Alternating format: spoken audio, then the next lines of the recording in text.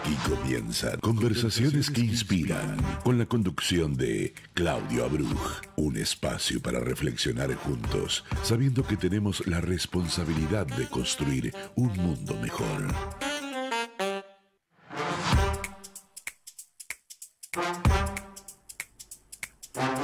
Hola, buenos días, Haxameas, ¿cómo están? Bienvenidos, me da mucha alegría volver a encontrarme con todos ustedes aquí en Radio FM High 96.3, dando inicio a una nueva entrega de Conversaciones que Inspiran. Como ustedes bien saben y como lo dice la cortina que me presenta, es un espacio creado para poder dialogar, pensar en voz alta, reflexionar, intercambiar ideas con personas, personalidades, personajes, dicho con respeto y entre comillas, de nuestra sociedad que con su trabajo, su saber y sus ideas nos ayudan para que estemos cada día mejor. Este programa, también ustedes saben, como cada domingo, es posible gracias al trabajo en la producción de Luciano Stillman y Martín Fuentes, y en la producción, como es cada domingo, Gustavo García, que hace posible que la comunicación llegue de la mejor manera y la forma más clara que podamos imaginar. Así que dicho esto, dada la presentación, comenzamos con Conversaciones que Inspiran, con la editorial de cada domingo.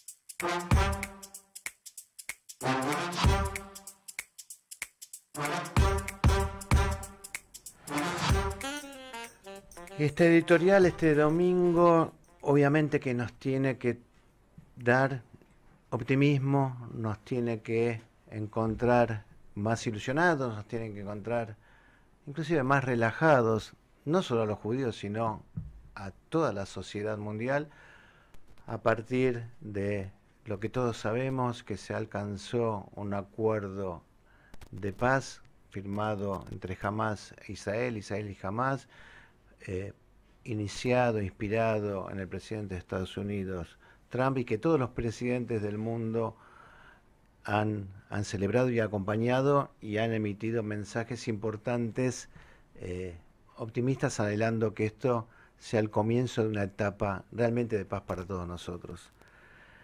Obviamente que nuestro deseo, nuestro corazón es que todos los rehenes, los secuestrados, vuelvan a casa. Esto fue lo que nos ha motivado en estos 2 años y nos ha tenido a todos, los hombres y mujeres de buena voluntad del mundo, unidos en las calles, en las redes sociales, pidiendo, rogando y protestando.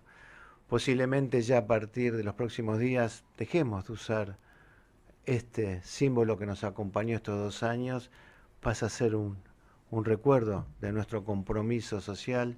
También dejaremos quizás de usar esta medallita que todos tenemos, que dice nuestro corazón está en Gaza. Esta que yo tengo me la entregó pocos días pasados, el 7 de octubre del 23, el mismo embajador de Israel. Pero bueno, yo creo que junto con el optimismo que tenemos, hay mucho para seguir pensando, para seguir dialogando, reflexionando y estar alertas.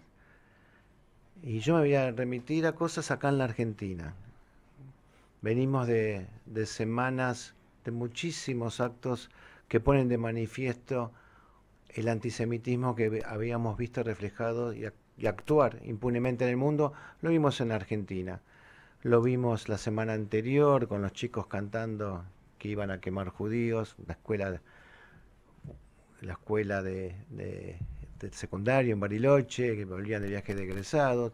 Lo hemos visto con el atentado atroz que vivió una chica judía en Palermo cuando un antisemita, un vecino, le tira un fierro estando ella con su bebé e insultándola por ser judía. Y lo hemos visto desgraciadamente nuevamente en el Congreso Nacional con el discurso ferozmente antisemita del diputado de Loredo, que bien salió a contestarle en su momento la diputada Sabrina Ahmechet, a quien vuelvo a reconocer públicamente. Yo digo que todo esto nos tiene que llamar a la reflexión y a estar alertas. El acuerdo de paz, bienvenido sea, es un primer paso. Posiblemente sepamos de no beligerancia por un tiempo y espero que sea largo, pero de lo que seguramente vamos a seguir sabiendo del antisemitismo. soy un convencido que el antisemitismo que se mostró abiertamente a partir del 7 de octubre está arraigado en nuestra sociedad. Y frente a eso tenemos que estar alertas. Y frente a eso se impone un enorme desafío a las instituciones judías de la Argentina y del mundo. Pero yo voy a hablar de las instituciones judías de la Argentina. Obviamente que no son responsables ni son culpables del antisemitismo, obvio que no. Y obviamente yo no soy quien para juzgar, pero mi recorrido profesional y mi activismo a lo largo de los años sí me permite reflexionar públicamente y aceptar que en algo hemos fallado con todos los programas que se han dado en la educación a través de los años. Y que todos vemos un relajamiento. A todos en nuestras casas, en nuestras familias, nos toca escuchar a los jóvenes, fundamentalmente los jóvenes, con un enorme desconocimiento de la historia judía. Vemos muchísimos jóvenes comprometidos, pero vemos muchísimos jóvenes indiferentes. Y la indiferencia me preocupa y me asusta. Yo asistí, como tantos otros, a los 2 actos que se hicieron en homenaje a estos 2 años de la tragedia que representa el pogrom hecho por Hamás y que a lo largo de la vida lo vamos a seguir recordando. ¿Cuántos estuvimos en Parques Centenarios el 30 de septiembre? ¿3.000? ¿4.000? Seamos optimistas, ¿5.000 judíos? Y el 7 de octubre, cuando los familiares autoconvocados llamaron al recuerdo en Parque Centenario, en un lugar que siempre se convocaron, ¿cuántos fuimos? ¿400? ¿500? ¿Quieren ser optimistas? ¿1.000? Ese es el activismo de la comunidad judía. Era Sukkot, es cierto, las instituciones judías no podían acompañar. Pero vamos, la mayoría de los dirigentes de la comunidad judía no son observantes. Podrían estar acompañando en forma individual y no hubiesen pecado en absolutamente de nada, porque sé que todos ellos en su vida personal estuvieron trabajando y estuvieron haciendo un montón de cosas, no estuvieron encerrados en sus casas. ¿Por qué no acompañaron? ¿Por qué no se los vio? Se educa con el ejemplo. Los que trabajamos en la educación formal y educación no formal sabemos que se educa con los contenidos, se educa con las formas y se educa con el ejemplo. Vuelvo a decir, no soy juez, pero sí soy parte. Soy parte de esta comunidad que la quiero ver activa, que la quiero ver orgullosa. Hablando de orgullo, en ese mismo acto yo lo posteé, y esto es una referencia personal. Me encontré con 2 compañeras de mi escuela primaria, Claudia Feierreisen y Silvia Becasis. Las 2 siguieron después la carrera de Morot, una en Canet, de Jardín de Infantes, la otra en escuela secundaria. Nos encontramos los 3 en este acto en el Parque Centenario, con el mismo afecto, con la misma alegría de cuando compartíamos hace más de 50 años atrás el estudio en la escuela, en el Schule Weizmann. Y cuando me fui a casa, me quedé pensando en ese encuentro y entendí que mucho le debo a la educación judía y a esa escuela Weizmann de aquellos años que obviamente me dio mucho sustento en mi identidad, en mi formación y en mi militancia, y a ellas 2 que estaban conmigo. Creo que esa historia de compromiso, esa historia de formación, esa historia de estar todos juntos en comunidad, las instituciones, la dirigencia comunitaria tiene que volver a mirarla, tiene que volver a estudiarla y tiene que tener la imaginación para en el tiempo actual volver a ser líderes y poder tener las respuestas que se necesitan en este tiempo presente y en el tiempo por venir, donde el antisemitismo y el antisionismo no va a dejar de desaparecer.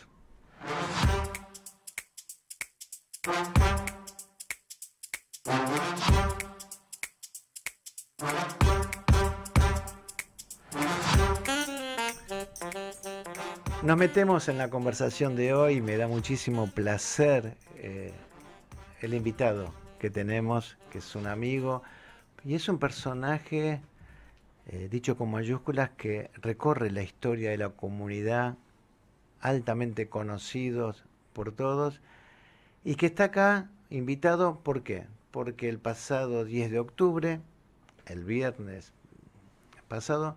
En Argentina se conmemoró, se celebró el Día de la Danza en recuerdo a los dos bailarines excelsos en ese momento del Teatro Colón, que murieron en un accidente aéreo yendo a Uruguay, el avión cae en el río, Norma Fontella y...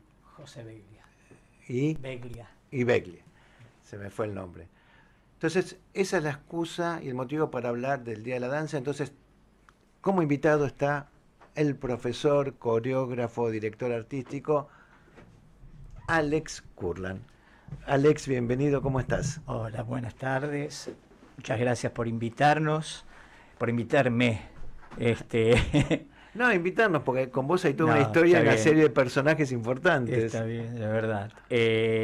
Así que bueno, nada. ¿Cómo estás? Aquí estamos. No, estoy muy bien. Estoy muy bien. Antes de meternos en tema, ¿qué te motiva o cómo te encuentra? ¿Vos viviste en Israel? ¿Tenés familia en Israel? ¿Estuviste a lo largo de estos 2 años presente en toda manifestación, en las redes sociales incluso? ¿Cómo te toma este momento del acuerdo de paz y la pronta liberación de los rehenes?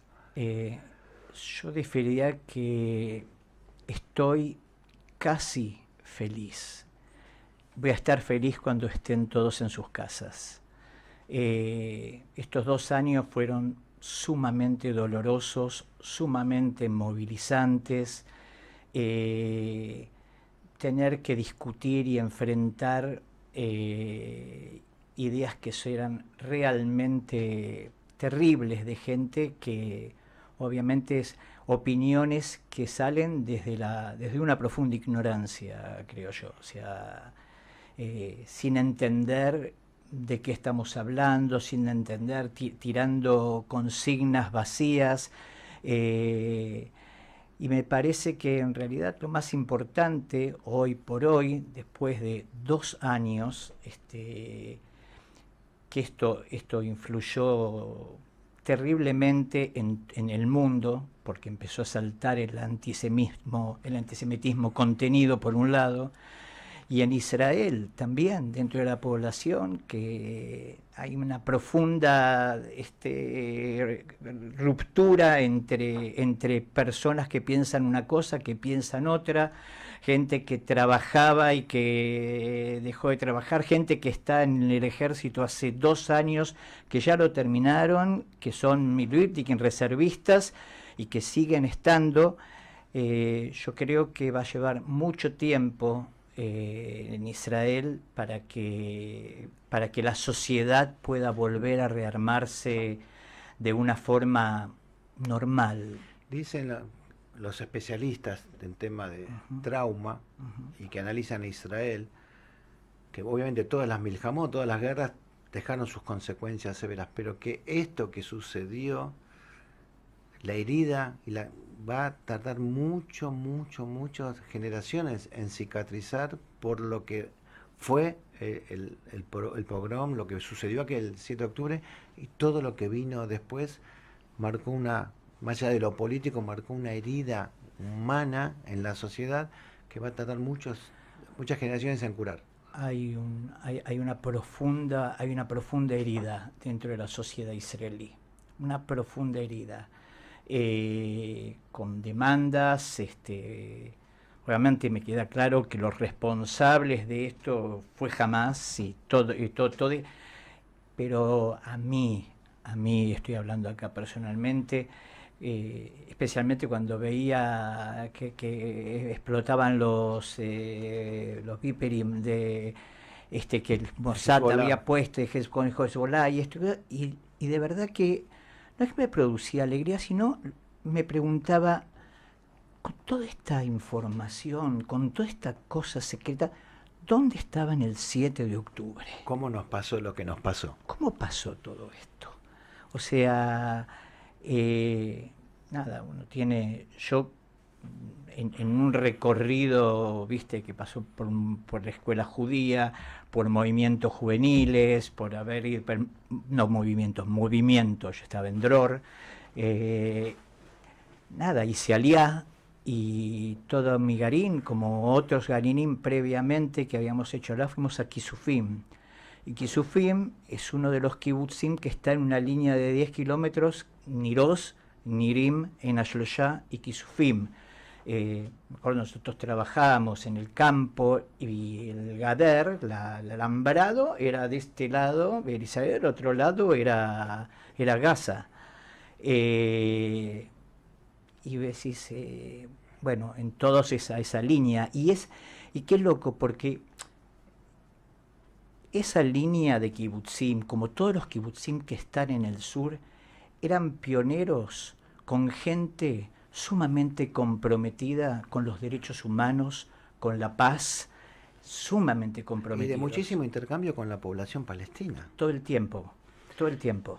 Bueno, anhelemos que este sea un comienzo de construcción positiva. Sheyeh Tov.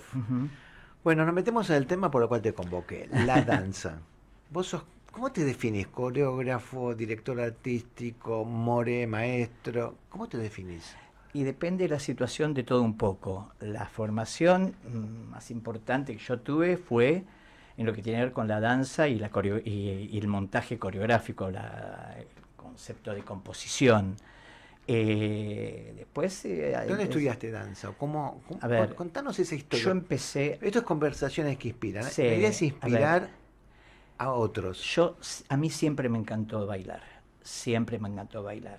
Obviamente... había momentos donde si vos decías que bailabas era este tipo, o sea, yo bailaba desde que tengo 14 años, tomé clases de danza, y me acuerdo que uno de mis maestros en el tiempo que estuve fue Oscar Araiz, que después las vueltas de la vida, cuando estuve en el Centro Cultural Haroldo Conti, me lo encontré muchas veces, hizo muchos trabajos con nosotros en el Centro Cultural.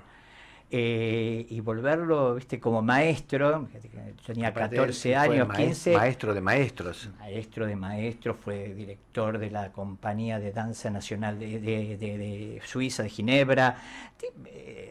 Un maestro, viste, con la humildad del gran maestro. Porque... Pues fíjate, danza contemporánea estudiabas. Yo empecé con todo el tema de danza contemporánea, que estaba apasionado. Y después, cuando estaba en la TNUA, en el DROR, todo, empecé, viste, apareció el tema de Rikudim, y me encantó. Qué época de gloria. Estamos hablando de los 60, 70, qué época de gloria, ¿no? Sí. De Rikudim, la danza tradicional israelí. De hecho, me acuerdo que yo... La primaria la hice, vivía en la provincia, vivía en Olivos, cuando era chico, en el partido de Vicente López. Entonces, yo iba a la mañana al Colegio del Estado y a la tarde iba al Shule, que era el Sholem Aleichem de Florida. Y después el Sholem Aleichem de Florida. Y los sábados iba a la TNUA, que era un kener, una casa vieja donde nos encontramos ahí, que quedaba cerca del Shule. El famoso centro juvenil, la casa donde nos encontrábamos todos, los mismos que estábamos en el Shule, nos encontrábamos después ahí. Claro, eso era los sábados, y los viernes era Kabbalah Shabbat. Claro. Y bueno, y a medida que fui creciendo, hice toda la carrera en la TNUA y no dejé de bailar, pero después dejé el tema de la danza contemporánea porque era difícil, era una cosa, estaba cerca de San Isidro y yo me iba a Villa Crespo, donde era Madrid, viste, en el Sholem Aleichem Central, pero seguí bailando y después... ¿Y dónde estudiaste danza hebrea, danza judía, Rikudim? ¿Dónde te especializas? En Israel, cuando yo fui, hice aliyá, de verdad que en ese momento no había, y yo hice aliyá en el 74, a ver, ya te digo, 74, 74, principios de 75, por ahí. Yo bailaba y cuando llegué a Israel fui al kibutz, o sea que las cosas que hacía en el kibutz seguía bailando. Y después cuando estudiaba danza contemporánea también participaba de las Arkadot y yo iba aprendiendo todo y me metí en algún curso de Rikudim. En ese momento no había grandes ulpanim de Rikudim, era muy temprano, pero conocí a coreógrafos y a directores de danza israelí que no eran solamente, porque muchos de ellos venían también del palo de la danza contemporánea. Especialmente había un gran coreógrafo que marcó toda una historia, Jonathan Carmón, que tenía un ballet y que si uno ve las coreografías de él, tenía lo especial y lo concreto de la danza israelí, pero con un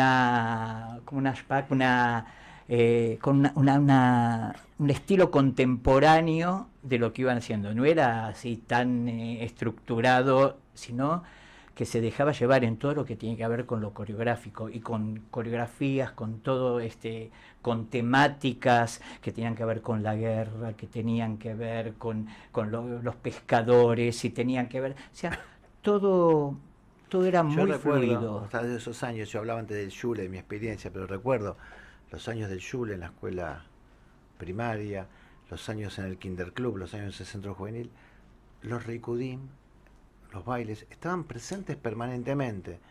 No había acto festivo donde el baile judío esté presente. Se comenzaba o se terminaba siempre las actividades del centro juvenil con grandes arcadot, con el famoso por los caminos que daba inicio. Después vinieron los grandes festivales de Reikudim. Apareció el Festival Dalia, que movía miles y miles. Se hacía cada año en otro country de la comunidad, otro club, en hebraica, en Akoa, Maccabi, alternadamente. Movía miles de personas de jornada de todo el día. Los cuerpos de bailes, que vos te acordarás más, vos fuiste director.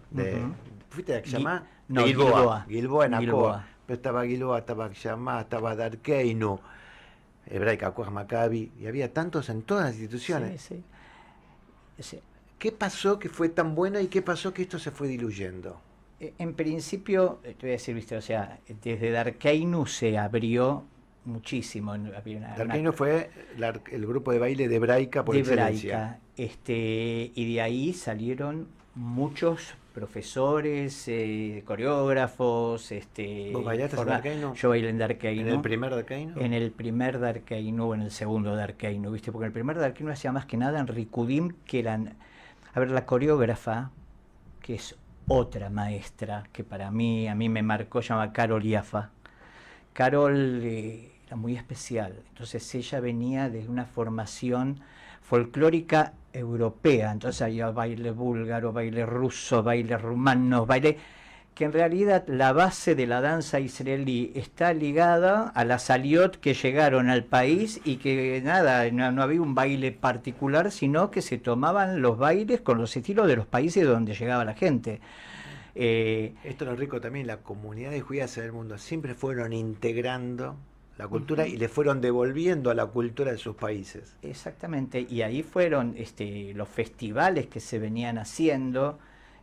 Recuerdo una maestra también, Gurit Katman, que fue una de las creadoras de los grandes festivales y era estudiosa del folclore israelí, especialmente lo que tenía que ver con la danza. Y bueno, yo recuerdo que a partir de ahí todo tomó otra característica, porque había una estética de la coreografía y una estética del movimiento. Entonces, a ver, Carol, no todos los que entraban en Darkeinu, ¿viste?, eran gente que se había formado en la danza, sino que se fueron formando, y todos compañeros muy talentosos, pero yo tengo el recuerdo que antes de esto era en Darkeinu, pero también en Gilboa y en Regesh y en todos los... Vos tenías con una profesora de técnica de danza, tenías técnica de danza contemporánea, la posición. Entonces, si el ensayo duraba 4 horas, 2 veces por semana, 4 horas. Pero aparte de esto, tiene que ver con lo que yo dije en la editorial. Había todo un trabajo institucional, un proyecto de institución que decía, esto es importante, porque amalgama gente, porque atrae gente, atrae juventud, y aparte porque nos representa, nos da identidad, que muchas comunidades, colectividades lo siguen sosteniendo. Sí. Creo que hoy la comunidad colectiva ucraniana, con sus cuerpos de baile son los más grandes que hay en este momento, ¿no?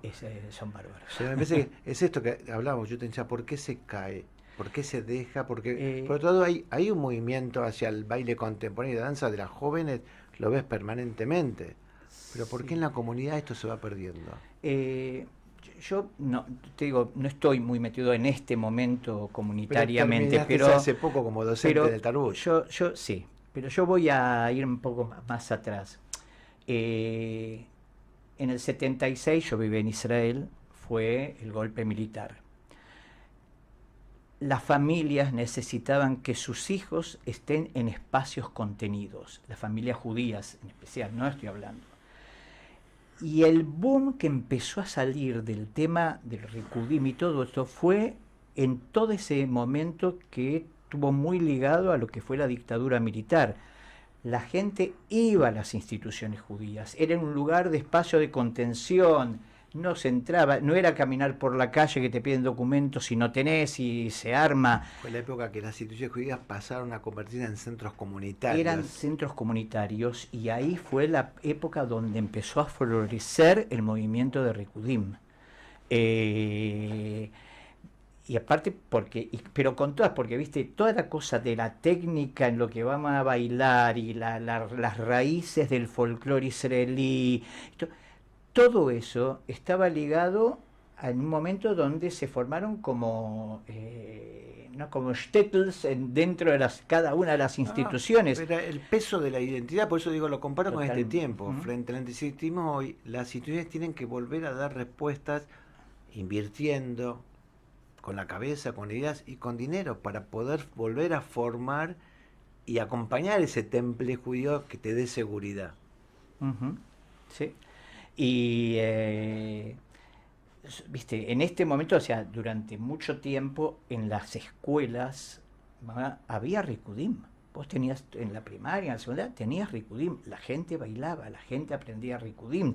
Después se iban a los clubes, los sociodeportivas, y ahí seguían y se armaban compañías de danza, el Leakot, viste, o sea, era todo muy... y aparte, nada, el judaísmo pasaba por los pies, y era todo el contenido, era puro, ¿entendés? Porque vos estás bailando los bailes de Israel, y por ejemplo, Carol, que corregía exactamente cómo era el paso teimaní, no es así, es así. Y ahí hay que hacerlo. Y vinieron coreógrafos israelíes a Argentina. Claro, decís así y lo contás y lo estás viviendo. Fue un tiempo feliz. Fue bárbaro. Escucha esto. Algunos recuerdan su infancia, otros un hecho trascendente en su vida. Un día soleado o aquella tarde de verano. Ahora, en Conversaciones que Inspiran, la anécdota más inspiradora.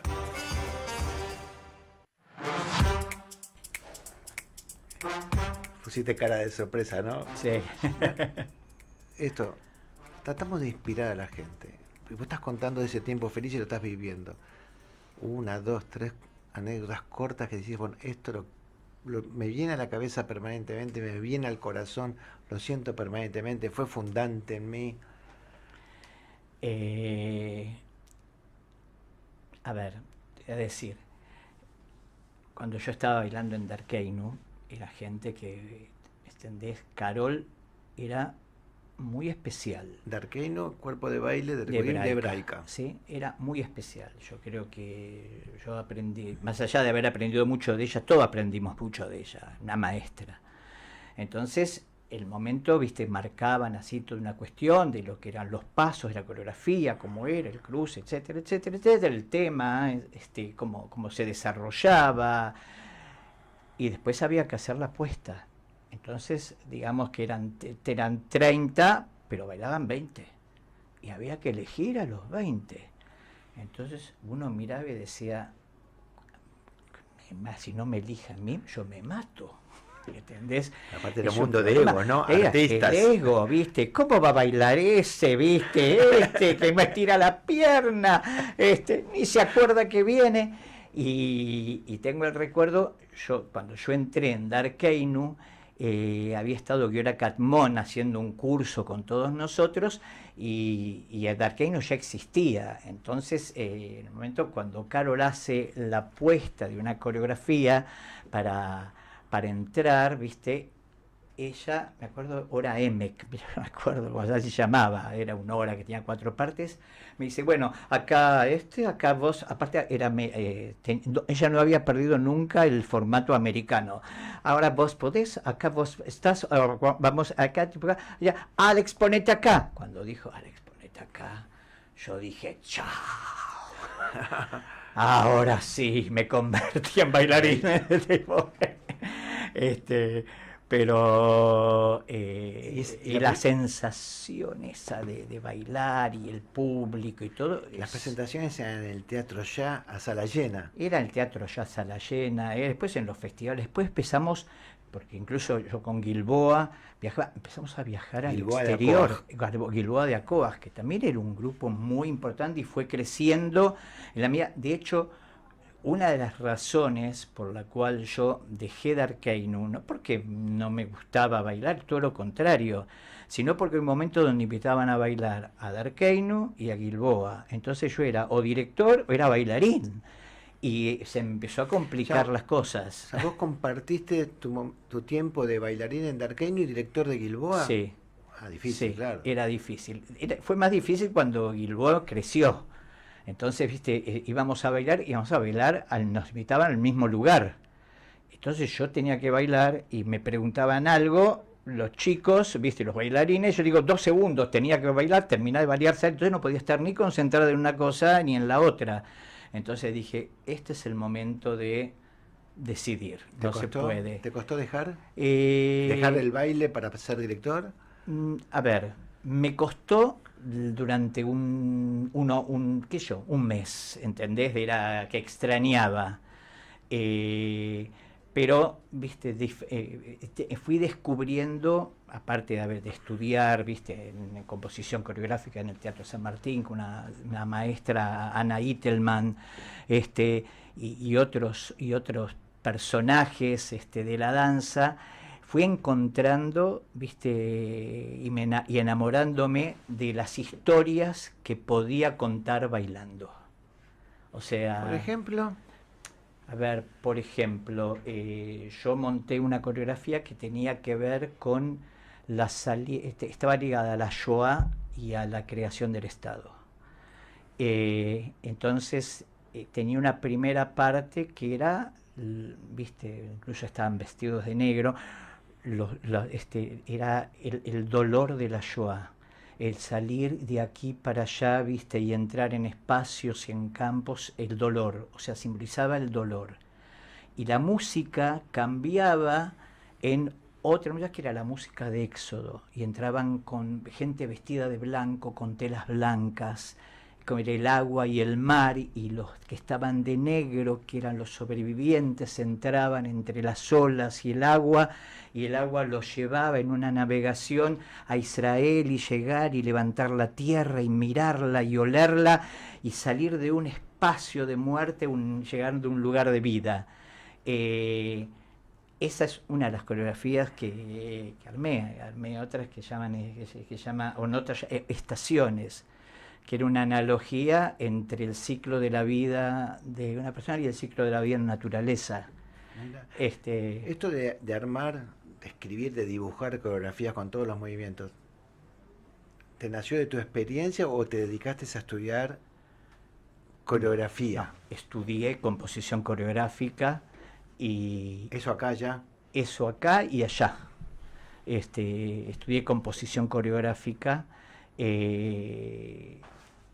Igual lo que nosotros sabíamos, hay un lenguaje de la danza, ¿entendés? Un tipo que llamaba, un ingeniero alemán, Laban, hizo toda una escritura, yo no la manejo, se llama Laban Notation. Entonces el tipo podía escribir en un papel. Nosotros acá, por lo menos yo, en todo lo que tiene que ver con el aprendizaje, fue armar cuadrículas y viste, la que ellos hacías una X para la chica, un redondel para el muchacho, y vos ibas armando. Primero, a mí lo que me pasa es que necesitaba escribir el guión coreográfico. tenía que escribir porque a mí me marcaba y me mostraba por dónde iba a caminarlo. Y después empezaba con el tema de los pasos. Y después de tema de los pasos empezaba con el movimiento y el espacio, y cómo trabajarlo y cómo armarlo. Algunas cosas estaban muy pensadas de arranque y otras cosas que están muy ligado eso al arte, en una cosa de casualidad, en un movimiento casual se cruzaba un grupo con el otro y en lugar de chocar, para no chocarse, se cruzaban pero rasando y formando algo. Yo decía, esto es bárbaro. Y esto fue de casualidad, porque fueron para no lastimarse. Era una casualidad, pero yo lo tomaba, a mí me hacía muy bien, lo tomaba y lo integraba. Vamos a hacer una tanda, te pido que te quedes, pero esto que dijiste, estos grupos que formaron algo, tiene que ver con algo que te quería preguntar para después. ¿Qué espera el coreógrafo o el bailarín del público? Porque las cosas que ustedes ven e imaginan no siempre lo entiende. ¿Qué es lo que espera del público? Hacemos una tanda y seguimos hablando con Alex Kurland aquí en Conversaciones que Inspiran.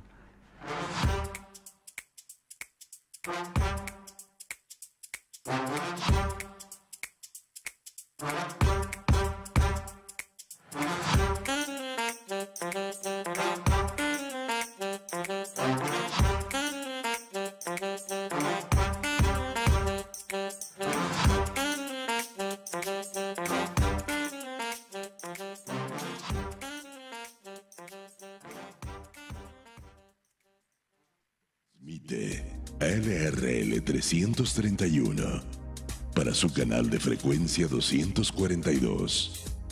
Radio High 96.3, la radio judía de Latinoamérica.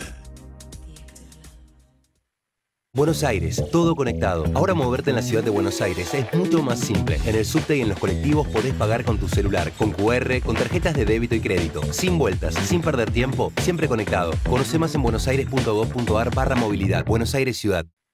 Transmite LRL 331 para su canal de frecuencia 242. Radio High 96.3. La radio judía de Latinoamérica. Estás escuchando Conversaciones que Inspiran, con la conducción de Claudio Bruch, por FM High 96.3.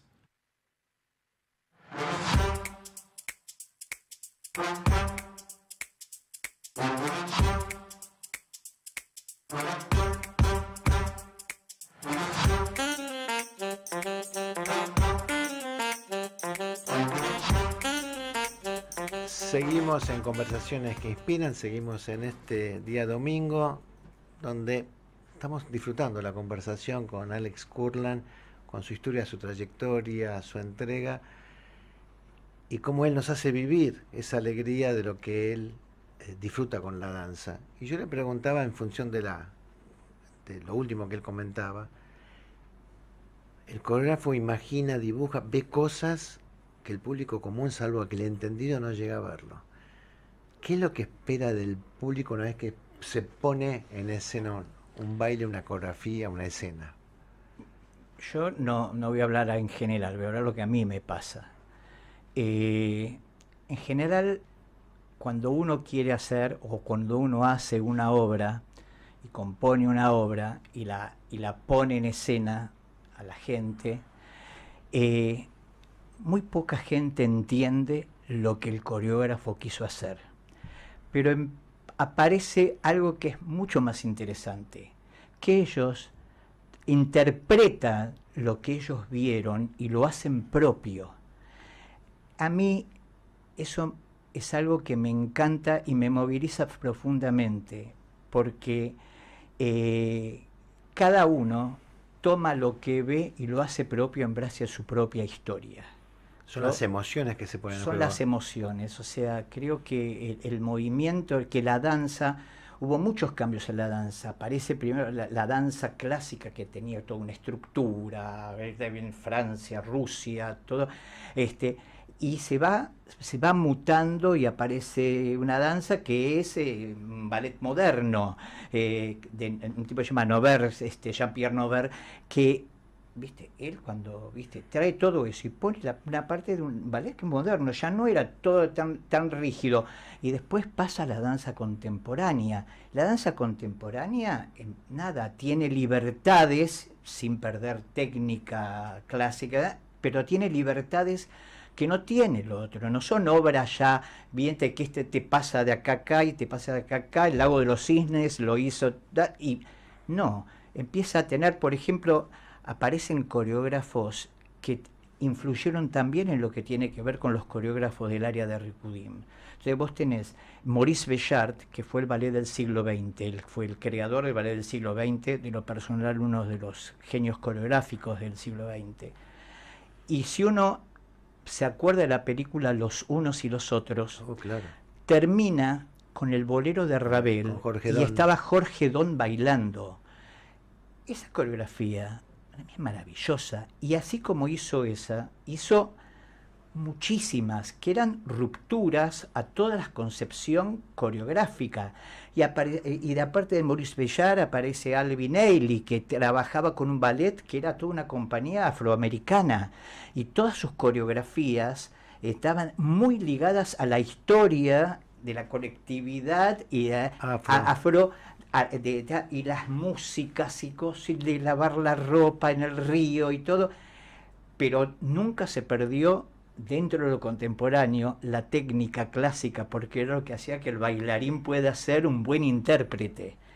Lo que pasa es que la danza empieza a tener una cosa que es mucho más emocional e interpretativa. Es la historia que se cuenta, siempre fue así, pero aparece que Isadora Duncan rompió con toda la estructura de lo que era la danza moderna. Entonces ella hacía y se ponía a bailar y improvisaba incluso dentro del mismo espectáculo, hacía lo suyo, y que a la otra función hubiera hecho, hacía otra cosa. Pero impactaba en ese momento con la música, con la coreografía, lo que ella quería, algo, es la emoción, es la relación del público con el artista. Y me parece que eso es lo que uno espera, a mí me pasa en especial, lo que uno espera del público, que pueda conmoverse más allá de la interpretación que lo da, que seguramente va a ser distinta a la mía, pero va a ser tan valiosa como la mía en ese proceso. Yo fui siempre muy malo para bailar, inclusive cuando me hacían bailar en el Yule, pero me encantaba ver, me emocionaba y me gustan hasta el día de hoy escuchar las viejas canciones, músicas israelíes, me gusta, y sería bueno que se busquen los mecanismos que la gente joven, sobre todo los chicos, vuelvan a sintonizar, a empatizar con esa música que es parte de la identidad de cada uno. Te propongo algo. Lo bueno, si breve, 2 veces bueno. Ahora en Conversaciones que Inspiran, el ping-pong de preguntas y respuestas. El ping-pong es muy breve, es muy fácil, es para conocer más al personaje que está detrás de la persona. Alex Kurland. Kurland, ¿el apellido de dónde viene? Kurland, el apellido viene de Białystok, Polonia. ¿Y significa, sabes? No.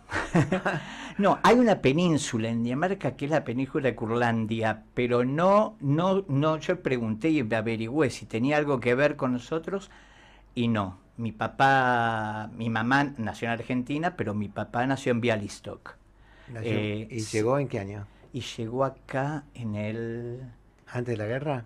Antes de la guerra, sí, a ver, sí. Él cumplió años en 1929, él nació en el 29 y llegó poco antes de la guerra. Poco antes de la guerra. ¿Sos lector? Soy lector, sí. ¿Qué estás leyendo ahora? ¿O qué leíste recientemente? No, ahora estoy leyendo especialmente algo que tiene ligado a la historia de la danza, ¿viste? Lo de Maurice Béjart es porque estoy trabajando sobre un material de él que me parece muy interesante. ¿Novelas, biografías, historias? No, novelas no estoy leyendo mucho. Estoy más que nada con un trabajo coreográfico, ¿viste? De personalidades y de profesionales. Hay toda una movida que, bueno, con la pandemia, ¿viste? Que te empezaste a leer, ¿viste? Todos artículos de cómo trabajar este tema del encierro y todo esto. Hablaste de la película Los Unos y los Otros, te pregunto, ¿sos ¿Sos amante del cine? Me encanta el cine y me encanta el teatro. Fui a ver justamente este viernes que pasó, ya me voy a acordar cómo se llama una obra en el Picadero, el Teatro Picadero, ¿cómo se llaman los que imprimen, los impresores? Ajá. Impresionante. Los impresores. Sí, en sí, el Picadero. sí. Bueno, vamos a ir a verla. Es recomendable. Es impresionante. Me encantó. ¿Qué tipo de música preferís? ¿Qué tipo? Me gusta mucho el rock sinfónico. Mucho. Me gusta alguna música del rock nacional. No todos los compositores del rock nacional. Spinetta para mí es como... Lo tengo...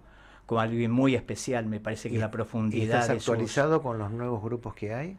No con todos, escucho la música, no con todos, pero viste, me parece que el rock de los 60 tuvo una magia y una profundidad, y dentro, no todos los compositores y músicos fueron igual, pero me parece que a mí de lo personal, Spinetta fue maravilloso, Charlie fue maravilloso, Lito Nevia, marcaron una época. Yo los escucho ahora, yo los escucho ahora, y yo escucho, hay un tema de Spinetta que se llama Barro tal vez, que si yo canto lo que siento, no,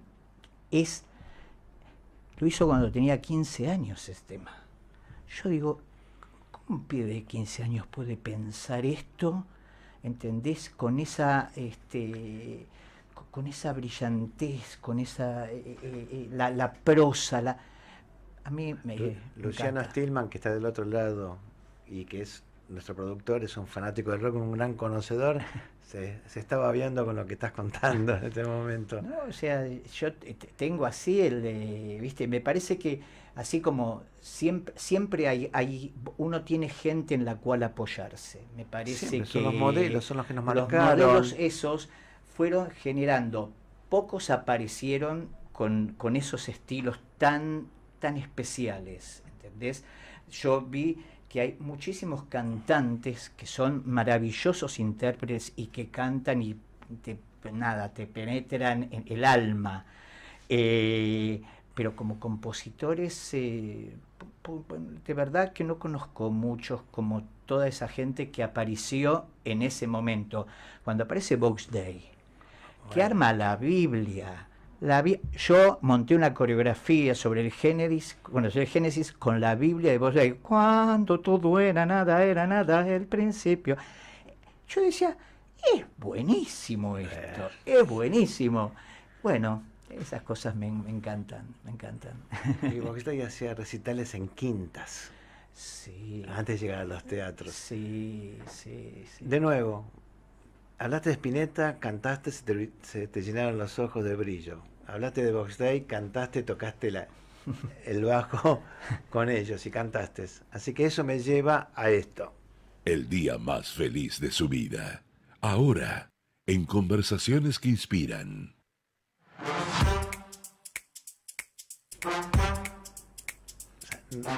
Nos conocemos hace años y tenemos el mismo criterio, no somos visuales y nos gusta disfrutar y reconocemos las cosas. Y vos estás contando y nos haces vivir todos esos momentos.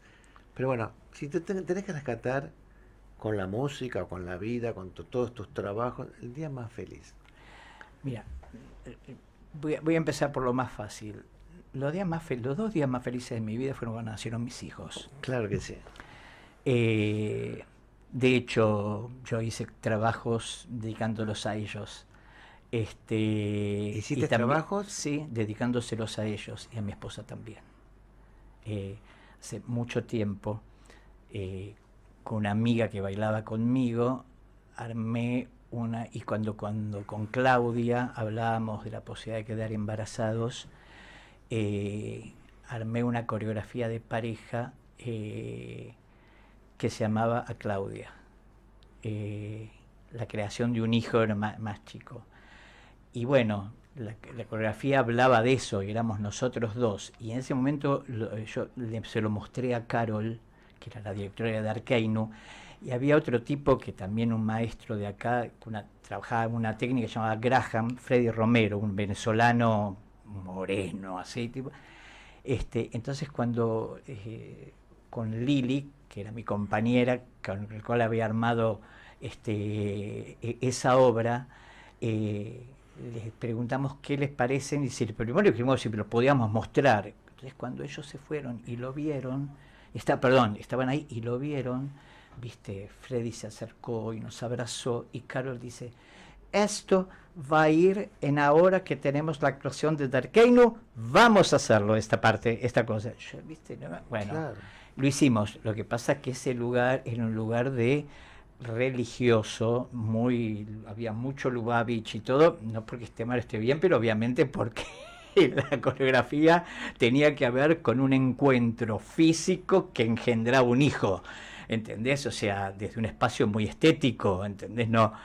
Y cuando terminó, en diarios que sacaban de Lubavitch, decía que hay una pareja que hizo un barrio pornográfico, que yo, pero ese fue. Y después, las otras veces que yo me sentí en obras fue cuando trabajaba mucho y pasaba temas que tenían que ver con lo judaico a público que no era judío. A mí eso me generaba, cuando yo montaba algo y lo hacía para cosas que eran dentro de la comunidad, ya sabía, más o menos, ya sabía lo que iba a pasar. Pero hacer una obra o algo para gente que no es judía, cuando yo volví... También brevemente una. Sí, yo volví de Marcha por la Vida, que viajé acompañando a los chicos del Colegio Tarbut. Y para mí fue un viaje por los campos de concentración, etcétera. Cuando volví yo estaba muy, muy impactado. No es lo mismo leerlo, conocer, cantar, que estar ahí adentro. Todo lo que le hicimos ahí es eso. Cuando volvimos, yo pasé por las divisiones de los pibes que estaban en ese momento en cuarto año, y les dije que escribí una obra en base a las vivencias sobre la Shoah, el tema y todo esto y cómo esto impactaba, etcétera. Y le ofrecí a chicos de allá si querían participar. O sea, ellos tienen que saber que iban a haber ensayos una vez a la semana de 3 horas, fuera de horario escolar, o sea, nadie zafaba de no voy a poder, porque... Y lo hice en la coreografía, una obra de teatro la hice, se la presenté al municipio de Vicente López, la tomaron e hicimos 2 funciones diarias, 11 funciones para todas las escuelas secundarias de Vicente López que no eran judías. Y cuando terminaba la obra, los actores, que eran los mismos chicos adolescentes que estaban en 5º año, con los otros adolescentes que estaban mirando, eran preguntas y respuestas. El público adolescente le preguntaba al otro, al profe, digamos, no al profesional, sino al actor adolescente, toda la temática de la Shoah. Pasaron 3.000 chicos ahí. Y para mí fue muy movilizante esta anécdota feliz, este momento feliz, da pie y responde lo que yo decía. Hay posibilidades de pensar forma distinta desde las instituciones de la comunidad judía de cómo educar para combatir el antisemitismo. Toda entrevista llega a su cierre. La pregunta final, en Conversaciones que Inspiran. Primero, Alex, agradecerte este tiempo que voló, emotivo y divertidísimo, y siempre dejo para el final la palabra al invitado. Antes de dártela, quiero hacer mi reconocimiento y mi homenaje. Vos lo conociste, falleció la semana pasada el rabino Felipe Yaffe, que fue un maestro para muchos en muchos lugares, un lugar destacadísimo en el ámbito religioso, en Bet Hillel, que fue su comunidad, en el seminario rabínico. También deja un buen recuerdo a los veteranos de Malvinas judíos, porque él fue uno de los que viajó hacia el sur, no pudo llegar a Silas, pero estuvo con los combatientes, así que mi saludo a la familia, mi saludo a toda la comunidad y mi recuerdo para él. La última pregunta, qué es la danza y qué nos trae la danza.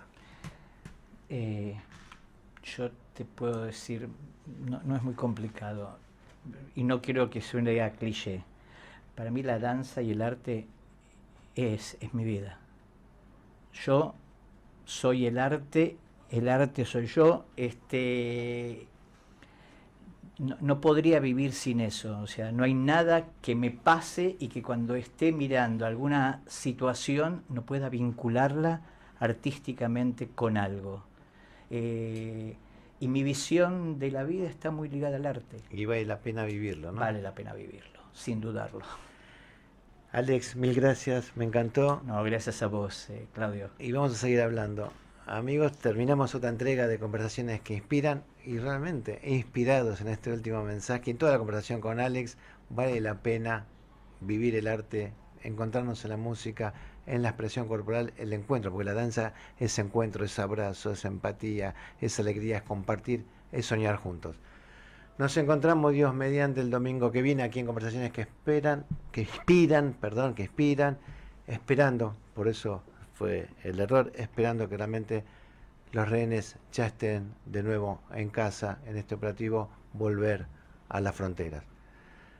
Gracias por acompañarnos, soy Claudio Bruj, nos vemos el domingo que viene.